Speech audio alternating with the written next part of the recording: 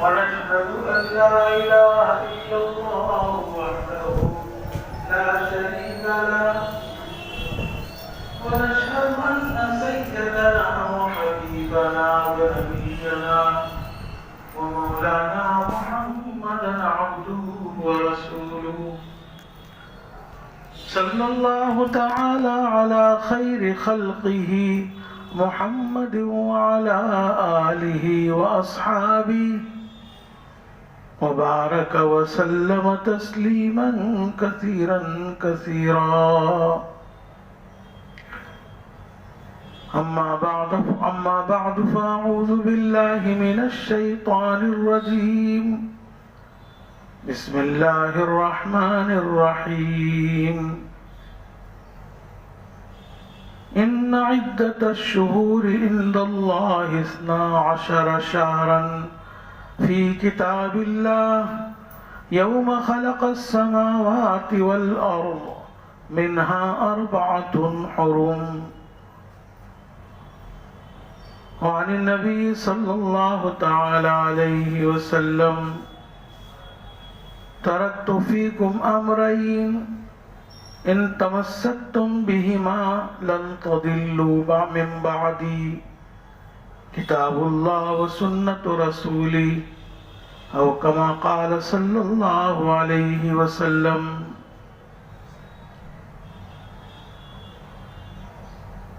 بزرگان محترم، اللہ تبارک و تعالی نے جس دن سے زمین اور آسمان پیدا فرمائے ہیں اسی دن سے اس دنیا کے اندر جو گزرنے والے مہینے ہیں ان کو متعین فرما دیا. جو آیت میں نے پڑھی اس میں یہی مضمون ہے، ان عدت الشہور عند اللہ 12 شہرا فی کتاب اللہ، کہ اللہ تبارک و تعالیٰ کے یہاں سال کے 12 مہینے اس کی کتاب یعنی لوح محفوظ میں پہلے ہی سے لکھے ہوئے. جس دن سے کہ اللہ نے آسمان اور زمین کو پیدا کیا، یعنی جب آسمان زمین پیدا ہو گئے اس وقت سے پھر یہ مہینے شروع ہوئے، ورنہ اس کا علم تو اللہ کے یہاں پہلے ہی سے تھا. پھر ان میں سے 4 مہینے بڑی حرمت والے، احترام والے، عظمت والے. 3 مہینے تو مسلسل ہے جو ابھی اخیری ہے، ذی قعدہ، ذی الحجہ اور محرم. یہ 3 حرمت والے مہینے کہلاتے ہیں. ذی قعدہ، ذی الحجہ گزر گیا اور اب محرم شروع ہوا، اور 1 مہینہ رجب کا. منہا 4 حرم، 12 مہینوں میں سے یہ 4 مہینے بڑے احترام والے، عظمت والے. ان کے احترام اور عظمت کا حال یہ تھا اسلام سے پہلے بھی کہ عرب کے اندر ایسا ماحول بنا ہوا تھا کہ لوگوں کی جان اور مال اور عزت محفوظ نہیں تھی. فقط مکہ میں رہنے والے لوگ جو حرم کے خدام کہلاتے تھے، حرم کے پڑوسی کہلاتے تھے، وہ عرب کے کسی بھی علاقے میں جاتے تھے تو ان کی عزت کی جاتی تھی کہ بھئی یہ تو اللہ کے گھر کے پڑوسی ہیں. تو ان کی جان بھی محفوظ رہتی تھی، مال بھی، عزت بھی. اس کے علاوہ دوسرے علاقوں کے لوگ اگر اپنے گھر سے روانہ ہوتے تو یقین نہیں ہوتا تھا کہ واپس آئیں گے یا نہیں. لوگ قتل کر دیتے تھے راستے میں، مال لوٹ لیتے تھے. لیکن یہ 4 مہینے ایسے تھے کہ ان 4 مہینوں کا وہ لوگ بھی احترام کرتے تھے. 4 مہینوں کے اندر وہ سب لڑائیاں، جنگ سب کچھ بند کر دیتے تھے، کسی کو چھیڑتے بھی نہیں تھے. یہاں تک کہ اگر ان کے باپ کا قاتل بھی انہیں مل جاتا ان 4 مہینوں میں سے کسی مہینے میں تو اس کو بھی چھوڑ دیتے تھے، اس کو بھی قتل نہیں کرتے تھے. پھر اسلام نے بھی ان مہینوں کے احترام کو باقی رکھا. البتہ اتنی بات ہے کہ ان مہینوں میں اگر کفار اور مشرکین مسلمانوں سے برسر پیکار ہو جاوے اور جنگ کرنے کے لیے تیار ہو جائے تو مسلمانوں کو بھی پھر حکم دیا گیا کہ تم بھی جنگ کر سکتے ہو. وہ اگر احترام کا لحاظ نہیں رکھتے تو تمہارے لیے مقابلے کی اجازت ہے. تو بہرحال یہ 4 مہینے بڑے احترام والے ہیں. ان میں سے ایک مہینہ یہ محرم کا ہے اور اسی محرم سے اسلامی سال کی ابتدا ہوتی ہے. نبی اکرم صلی اللہ تعالی علیہ وسلم نے مکہ مکرمہ ہجرت فرمائی.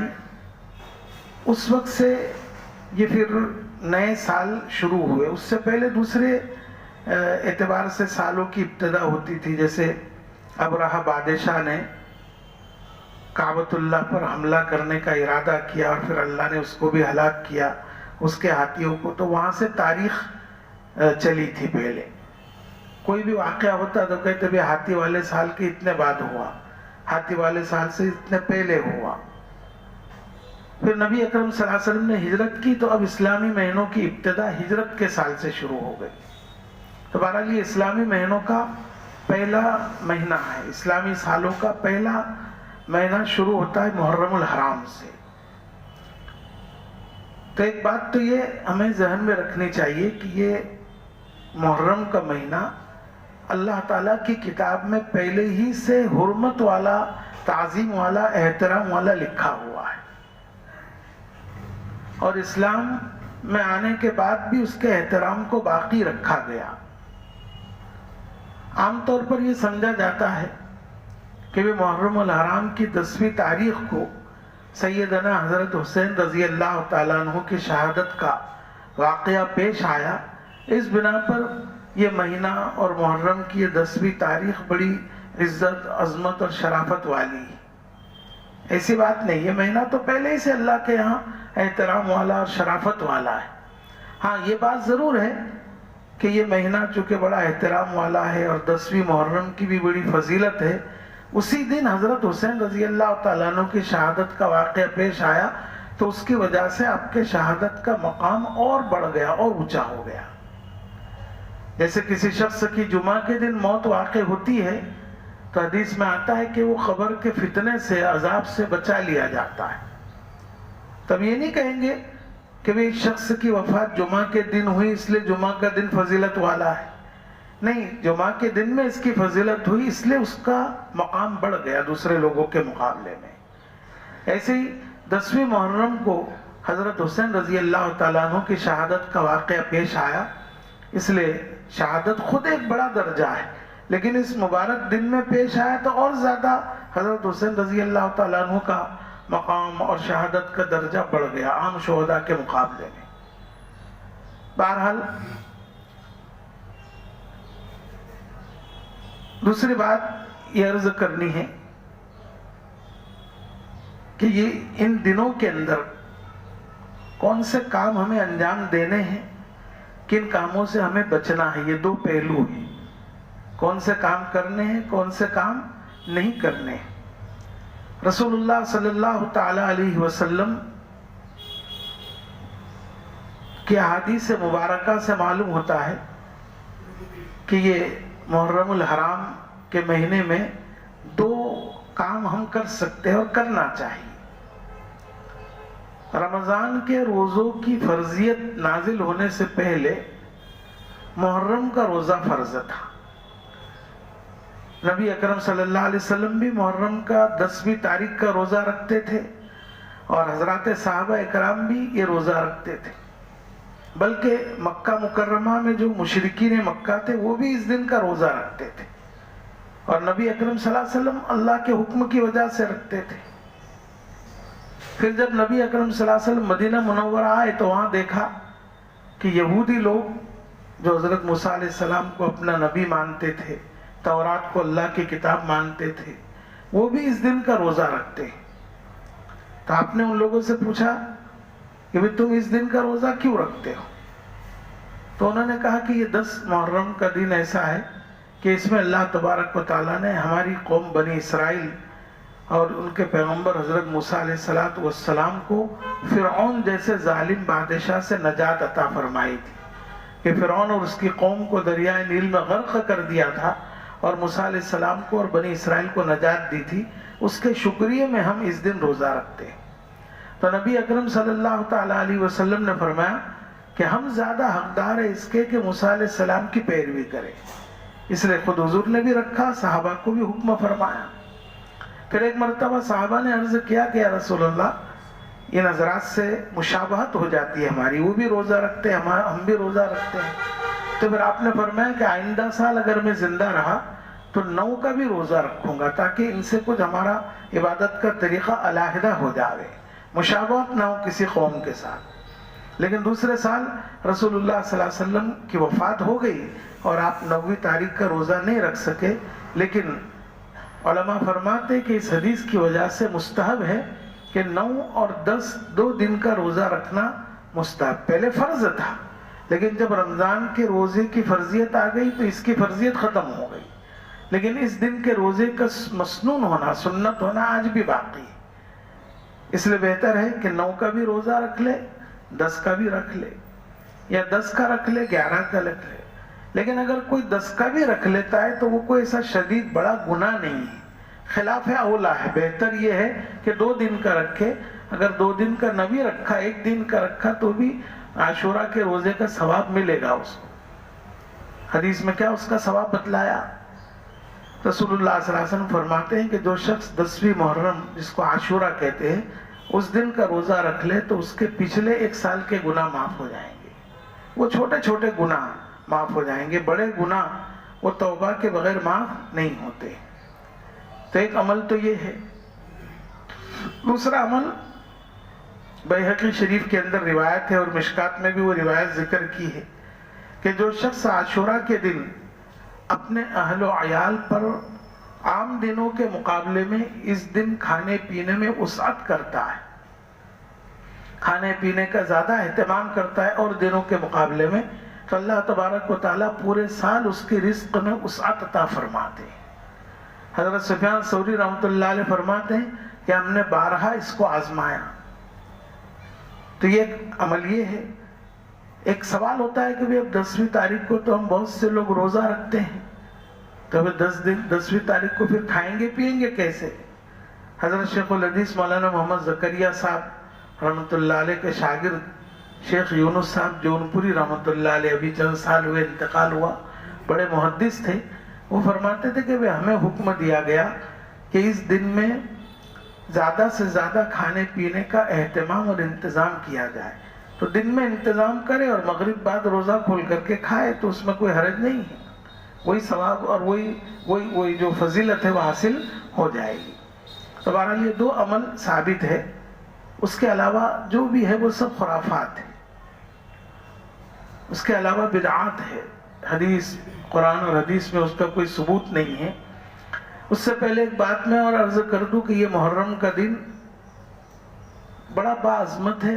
پہلے ہی سے کئی اہم امور اس کے اندر پیش آئے. حضرت آدم علیہ السلام اور حوا علیہ السلام پہلے جنت میں تھے دونوں بھی. اللہ تبارک و تعالیٰ نے انہیں منع فرمایا کہ یہ ایک خاص قسم کا درخت ہے, اس میں سے کچھ کھانا مت. اب شیطان ان کے پاس آیا, وسوسہ ڈالا دل میں. کیا کہا کہ یہ درخت ایسا ہے کہ جو اس کو کھا لے گا وہ ہمیشہ جنت میں رہے گا, کبھی باہر نہیں نکلے گا. اللہ تعالیٰ تمہیں جنت سے باہر نکالنا چاہتا ہے, اس لیے اس درخت سے منع کیا, تم کھا لو اس کو. تب دونوں کے دل میں بات آ گئی اور اس میں سے کچھ دانے یا جو پھل ہوں گے وہ کھا لیا. تو اللہ تبارک و تعالیٰ نے انہیں پھر اس زمین پر اتار دیا. اب ایک لغزش ان سے ہو گئی تو حضرت آدم علیہ السلام بہت روئے اس پر. روایتوں میں آتا ہے کہ 40 سال تک روتے رہے. پھر اللہ تعالیٰ نے ان کے دل کے اندر استغفار توبہ کے کلمات القاء فرمائے, ڈالے. ربنا ظلمنا انفسنا, اے ہمارے رب ہم نے اپنی ذات پر ظلم کیا, تیری بات نہیں مانی, شیطان کی بات مان لی. ربنا ظلمنا انفسنا وَإِن لَّمْ تَغْفِرْ لَنَا وَتَرْحَمْنَا لَنَكُونَنَّ مِنَ الْخَاسِرِينَ. اگر تو ہمارے اس لغزش کو معاف نہیں کرے گا اور ہمارے اوپر رحم نہیں کرے گا تو ہم تو خسارے میں پڑ جائیں گے، نقصان اٹھانے والے ہوں گے. ان کلمات سے آپ نے دعا کی، توبہ کیا، تو اللہ تعالیٰ نے پھر آپ کی توبہ قبول کر لی. تو اللہ تبارک و تعالیٰ نے یہ توبہ جو قبول کی حضرت آدم علیہ السلام کی، وہ عاشورہ کی دن 10ویں محرم کو. حضرت آدم علیہ السلام کے بعد اور بھی چند انبیاء آئے. حضرت ادریس علیہ السلام آئے، شیس علیہ السلام آئے، پھر بعد میں نوح علیہ السلام آئے. تو نوح علیہ السلام کے آنے تک لوگوں کے اندر کچھ بت پرستی شروع ہو گئی تھی، شرک شروع ہو گیا تھا. نوح علیہ السلام کو اللہ تعالیٰ نے ان لوگوں کی طرف نبی بنا کر بھیجا جو بت پرستی اور شرک میں مبتلا ہو گئے تھے. نوح علیہ السلام کو اللہ تبارک و تعالیٰ نے 1050 سال کی عمر عطا فرمائی تھی. 1000 اور اوپر 50 سال، 40 سال کی عمر میں آپ کو نبوت ملی. 950 برس تک آپ اپنی قوم کو ایمان اور توحید کی دعوت دیتے رہے، اور اس کے بعد پھر ان پر عذاب آیا اور 60 سال اور زندہ رہے آپ. تو اس طرح 1050 سال پورے ہو گئے. اب یہ 950 برس تک ایمان اور توحید کی دعوت دیتے رہے.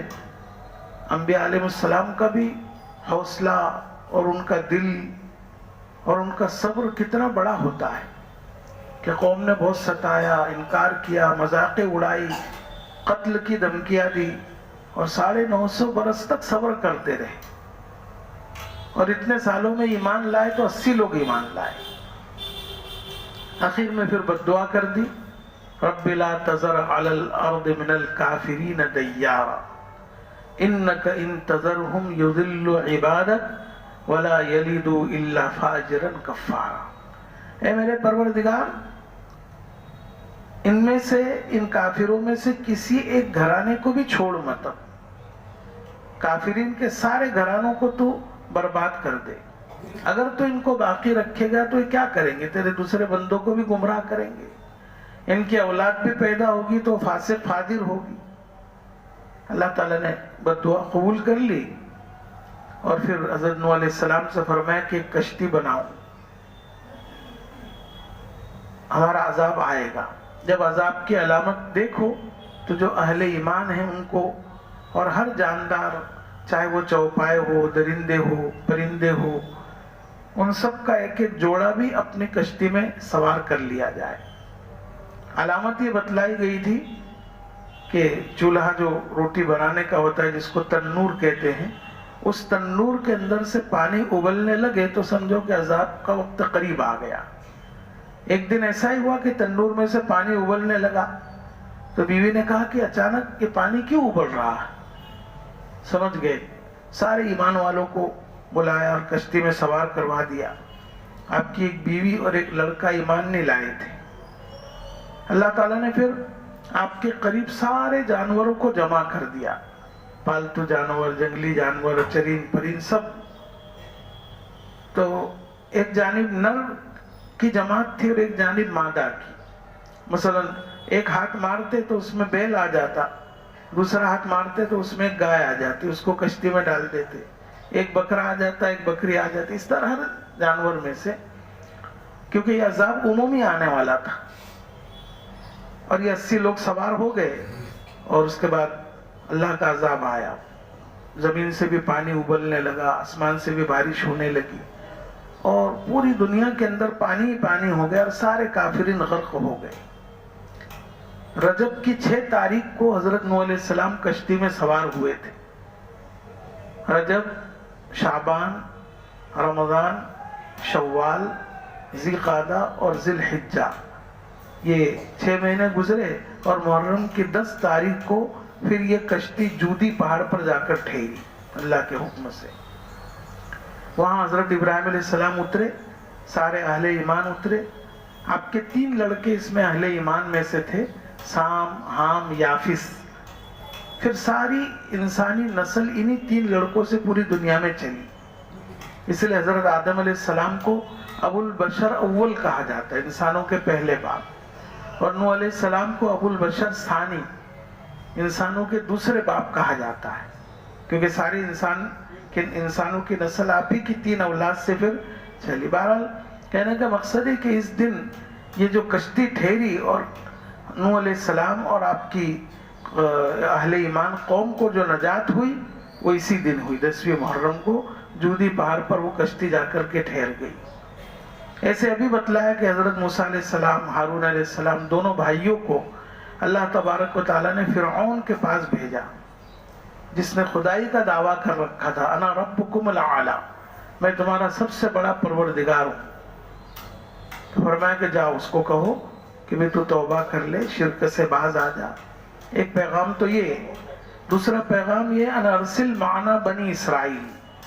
بنی اسرائیل جو انبیاء کی اولاد ہے. حضرت یوسف علیہ السلام کو ان کے بھائیوں نے حسد کی بنا پر کنویں میں ڈال دیا تھا. یہ قافلہ آیا اور حضرت یوسف علیہ السلام کو کنویں کے اندر سے نکالا. پانی کھینچنے کے لیے ڈول ڈالی تھی اور یوسف علیہ السلام نکلے. پھر مصر میں لے جا کر کے عزیز مصر جو وہاں کا بادشاہ تھا اس کے ہاتھ بیچ دیا. پھر حالات آتے گئے اور آخر میں اللہ نے ان کو مصر کا خود بادشاہ بنا دیا. پھر یہ بھائی وہاں گئے اناج لینے کے لیے کیونکہ یہاں قحط ہو گیا تھا. تو اس طریقے سے ایک دفعہ گئے، پھر دوسری دفعہ گئے، پھر تعارف ہو گیا، نادم بھی ہوئے، پریشان بھی ہوئے. پورا واقعہ قرآن میں ذکر کیا یوسف علیہ السلام کا. آخر میں پھر حضرت یوسف علیہ السلام نے اپنے بھائی اور والدین کو مصر بلا لیا. تب یعقوب علیہ السلام کے 12 لڑکے تھے، یوسف علیہ السلام کے ساتھ 12، ان کو چھوڑ کر 11. تو ان کے 12 قبیلے ہوئے، 12 قبیلے، اور وہ مصر کے اندر آباد ہو گئے. بنی اسرائیل، یہ اسرائیل حضرت یعقوب علیہ السلام کا لقب ہے. یہ نام ان کا یعقوب ہے اور لقب اسرائیل تھا. عبرانی زبان تھی، جیسے انگریزی وغیرہ زبان ہوتی ہے. عبرانی زبان میں اسرا کہتے ہیں عبد کو، بندے کو، اور ایل اللہ کے معنی میں آتا ہے. تو ان کا لقب تھا عبداللہ عربی کے اعتبار سے، اور عبرانی زبان کے اعتبار سے اسرائیل نے اللہ کے خاص بندے. تو ان کی نسل سے یہ 12 لڑکے چلے اور پھر ان کی بہت خاندان پھیلتی گئی. اور مصر کے اندر پھر یہ فرعون کا دور آیا. وہاں کے بادشاہوں کا لقب تھا فرعون. فرعون نام نہیں ہے، اس کا لقب تھا. اصل فرعون کا نام تھا جو موسیٰ علیہ السلام کے زمانے کا نام فرعون تھا، اس کا نام تھا رامسیس. را عین میم سے رامسیس اس کا نام تھا. بہرحال اس نے، یہ انبیاء کی اولاد تھی جو اللہ اور اس کے رسول کو مانتے تھے، توحید پر قائم تھے. ان کو غلام بنا رکھا تھا، طرح طرح کی محنتیں، مشقتیں ان سے کرواتا تھا اور شرک پر بھی مجبور کرتا تھا. لیکن یہ بہرحال ایمان پر قائم تھے. تو حضرت موسیٰ علیہ السلام نے کہا بھی ایک تو بھی ایمان قبول کر لے، اور میری جو قوم ہے بنی اسرائیل جو انبیاء کی اولاد ہے ان کو ہمارے ساتھ بھیج دے. ہم لوگ آئے تھے شام سے، جو شام ہمارے باپ داداؤں کا ملک ہے، وہاں ہم چلے جاتے ہیں. تو فرعون نے ایمان بھی قبول نہیں کیا، بنی اسرائیل کو آزاد بھی نہیں کیا. تو اللہ تعالیٰ نے پھر حکم دیا رات میں، ایک دن، کہ آج رات میں سارے بنی اسرائیل کو نکلنے کا حکم دو. سب کے سب بنی اسرائیل آپ کے ساتھ تیار ہو گئے. رات کے وقت مصر چھوڑ دیا. حضرت موسیٰ علیہ السلام چلے اور دریائے نیل کی طرف اللہ نے راستہ آپ کو بتلایا. چلتے چلتے دریا سامنے آ گیا. بنی اسرائیل ڈر گئے، بہت خوف زدہ ہو گئے. کہا موسیٰ کہاں لے آئے ہو؟ آگے جاتے ہیں تو دریا میں غرق ہو جائیں گے، یہیں ٹھہرتے ہیں تو ہو سکتا فرعون آئے گا پیچھے سے. ایسا ہی ہوا. چند لمحات کے بعد دیکھا کہ بڑا لشکر لے کر کے فرعون پہنچ گیا اور گھبرائے کہ اب تو مرے، آگے جائیں گے ڈوب کر مریں گے، یہاں ٹھہریں گے تو فرعون قتل کر دے گا. حضرت موسیٰ علیہ السلام کو بڑا اطمینان تھا کہ اللہ تعالیٰ مجھے عنقریب سیدھا راستہ بتلائے گا، میرا رب مجھے عنقریب سیدھا راستہ بتلائے گا. اللہ تعالیٰ نے حکم دیا دریا پر لاٹھی مارو. ایک لاٹھی ماری تو دریا میں 12 راستے ہو گئے، 12 قبیلوں کے. ہزاروں کی تعداد میں تھے بنی اسرائیل، ایک ایک قبیلے میں ہزاروں لوگ تھے. تفسیر کی کتاب میں تو ان کی تعدادیں بھی لکھی ہیں جو لاکھوں تک پہنچتی. بہرحال حکم دیا حضرت موسیٰ علیہ السلام نے کہ ہر ایک اپنے ایک ایک قبیلہ ایک ایک راستہ اختیار کر لے. پانی دونوں جانب دیواروں کی طرح ٹھہر گیا اور درمیان میں بالکل راستہ خشک ہو گیا. اب سب لوگ اندر چلنے لگے. فرعون بھی آیا کنارے پر تو اپنی قوم کو کہنے لگا دیکھا میرے حکم سے دریا نے راستہ دے دیا ان کو. لیکن اندر جانے کے لیے وہ خود خوف زدہ تھا, خائف تھا. اللہ تعالیٰ نے انتظام کیا کہ جبرائیل علیہ السلام ایک گھوڑی پر سوار ہو کر اس کے آگے چلنے لگے. وہ ایک گھوڑے پر سوار تھا. جیسے اس کے گھوڑے نے جبرائیل علیہ السلام کی گھوڑی کے دیکھا اندر چھلانگ لگا دی. اور جب اس نے چھلانگ لگائی تو لشکر بھی پیچھے روانہ ہو گیا. بنی اسرائیل تو پار ہو گئے اور یہ درمیان میں گیا اور اللہ تعالیٰ نے دریا کو حکم دے دیا پانی کو کہ مل جا. ساری قوم اسی وقت غرق ہو گئی. البتہ فرعون کی لاش ڈوبی نہیں. اللہ تعالیٰ نے فرمایا الیوم ننجیک ببدنک لتکون لمن خلفک آیا. آج ہم تیرے بدن کو نجات دے دیتے ہیں, روح نہیں, روح تو عذاب میں مبتلا ہی. آج تیرے بدن کو آج نجات دے دیتے ہیں تاکہ بعد میں آنے والے لوگوں کے لیے عبرت اور سبق ملے کہ دیکھو یہ ہے جس نے خدائی کا دعویٰ کیا تھا اور انجام کیا ہوا اس کا. چنانچہ کئی برس تک اس کی لاش دریا میں صحیح سالم رہی. پھر کئی سالوں کے بعد 300 یا 400 سال کے بعد اس کی لاش کو مصر کے میوزیم کیرو قاہرہ کے اندر آج بھی اس کی لاش موجود ہے میوزیم کے اندر. بہرحال یہ جو واقعہ پیش آیا کہ موسیٰ علیہ السلام اور اہل ایمان کو نجات ملی, یہ 10ویں محرم کو ہوا. عرض کرنے کا منشا ہے کہ یہ دن بڑا اہم ہے. اس دن کے اندر ہمیں روزہ رکھنے کا اہتمام ہونا چاہیے. بلکہ ہمارے اسلاف سے منقول ہے کہ پورے 10 دن کے روزے رکھنے چاہیے. 3 عشرے علماء فرماتے ہیں کہ 3 عشرے بڑی فضیلت والے ہیں. ایک تو رمضان کا آخری عشرہ, اس میں شب قدر آتی ہے. عشرے ذی الحجہ جو ابھی اس سے پہلے گزرا, ذی الحجہ کی 1 تاریخ سے 10 تاریخ تک, اس میں عرفہ کا دن آتا ہے. اس کے روزوں کی فضیلت بھی سن لی ہوگی آپ نے. اور یہ محرم کا پہلا عشرہ بڑا قابل احترام ہے. جو بھی دن رہ گئے ہیں ہمیں ان دنوں کا روزوں کا اہتمام ہونا چاہیے, ورنہ کم از کم 9, 10 یا 10, 11 کا تو ضرور رکھیں. فرض نہیں ہے لیکن کتنا بڑا ثواب ہے کہ وہ 1 سال کے گناہ انسان کے معاف ہو جاتے ہیں. بہرحال یہ کام اس میں کرنے. اس کے علاوہ مسلمان معاشرے کے اندر یہ تعزیہ داری, اس کے سامنے منتیں مانگنا, نظریں مانگنا, اس کے سامنے جھکنا, یہ جو ہے حرام ہے سراسر. یہ تعزیہ داری کب سے شروع ہوئی؟ 357 ہجری, حضور کے ہجرت کو 357 سال گزر گئے تھے. اس کے بعد اس 357 ہجری کے بعد مصر کے اندر معیز الدولہ نامی ایک بادشاہ گزرا جو شیعہ تھا. اس نے شروع کیا, اس نے یہ حکم جاری کیا کہ 10ویں محرم کو سب دکانیں کاروبار بند رہے گی. سب مرد اور عورتیں کالے کپڑے پہن کر بازاروں میں گلیوں میں نکلے. عورتیں اپنا چہرہ اور سر کے بال سب کھلے کر دے اور اپنے سینوں پر اپنے مارے, چہرے پر مارے, بال نوچے اور حضرت حسین رضی اللہ تعالیٰ عنہ کی شہادت پر ماتم منائے. اس وقت اہل سنت والجماعت بھی وہاں تھے, ان کا غلبہ نہیں تھا تو وہ شریک نہیں ہوئے. لیکن دوسرے سال اس نے مجبور کیا کہ شریک ہونا پڑے گا ہمارے اس جشن میں. تو پھر آپس میں جنگ ہوئی اور بڑی جنگ ہوئی, اس میں بہت سارے مسلمان شہید ہوئے اہل سنت والجماعت. وہاں سے یہ شروع ہوا اور پھر مختلف ملکوں میں, مشرقی ملکوں کے اندر وہ پھیل گیا اور مسلمان بیچارے سمجھتے کہ یہ بڑی ثواب کی بات ہے. بہرحال یہ حرام ہے, یاد رہے. ہمارے علماء ہی نہیں, مولانا احمد رضا خان بریلوی جن کے حوالے سے بہت سارے لوگ بدعات میں مبتلا ہو جاتے ہیں, ان کی کتابوں میں بھی اس کو سراسر حرام لکھا ہے. مولانا احمد رضا خان بریلوی کی ایک کتاب ہے محرم اور تعزیہ داری, اس کا نام ہی یہ ہے, محرم اور تعزیہ داری. اس کے اندر انہوں نے لکھا ہے کہ تعزیے کے سامنے سجدہ کرنا, یا تعزیے, پہلے تو لکھا کہ تعزیہ بنانا حرام ہے, پھر اس کے ساتھ سامنے نظر ماننا، منت اور مرادیں مانگنا یہ زنانہ حرکت ہے، عورتوں جیسی حرکت ہے اور حماقت اور بے وقوفی کی بات ہے۔ ان کی ایک اور کتاب ہے عرفان شریعت، اس کے اندر انہوں نے لکھا کہ کسی راستے سے تعزیہ گزرے تو اس سے اعراض کرو، منہ موڑ لو، دیکھو بھی مت اس کی طرف۔ بہرحال تمام ہی علماء اس بات پر متفق ہیں، اور یہ شیعہ اور روافض کا اسلام سے کوئی تعلق نہیں ہے، یاد رہے۔ دو لفظ ہم بولتے ہیں نا، شیعہ اور رافضی۔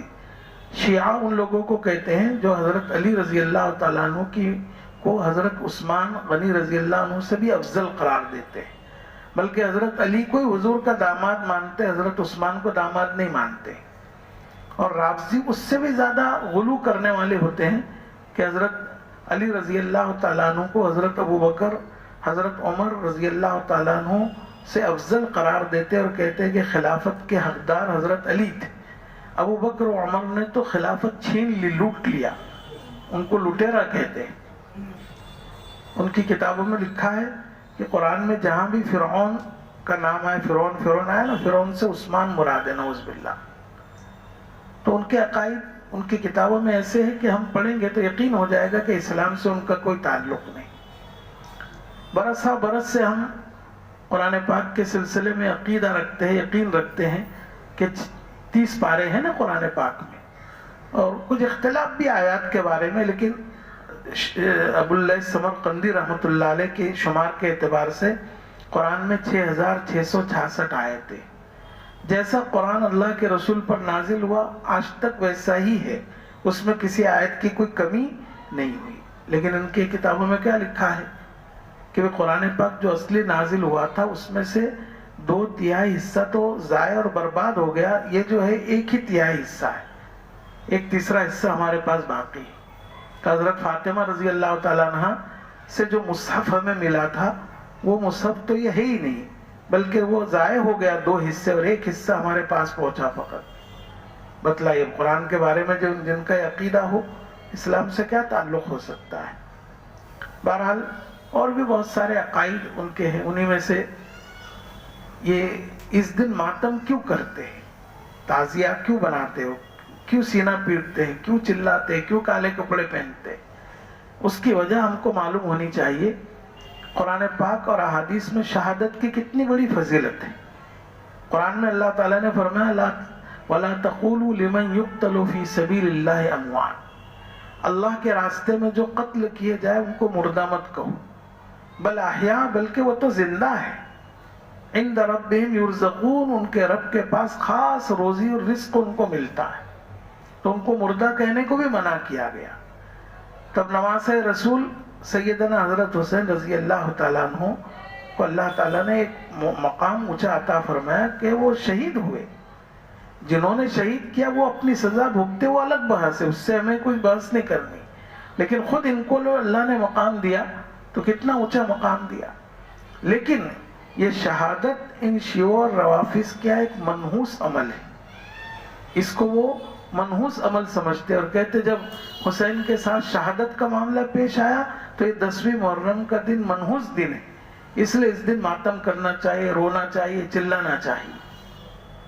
ایک روایت ان کی کتاب میں لکھی ہوئی ہے کہ جب حضرت فاطمہ رضی اللہ تعالیٰ عنہ امید سے رہی حضرت حسین رضی اللہ تعالیٰ عنہ سے، تو جبریل علیہ السلام رسول اللہ صلی اللہ علیہ وسلم کے پاس تشریف لائے، فرمایا کہ آپ کے ہاں ایک بیٹا انہیں نواسا ہوگا اور اللہ تعالیٰ اس کو شہادت کا مقام عطا فرمائیں گے، ان کی کتاب میں لکھا ہے۔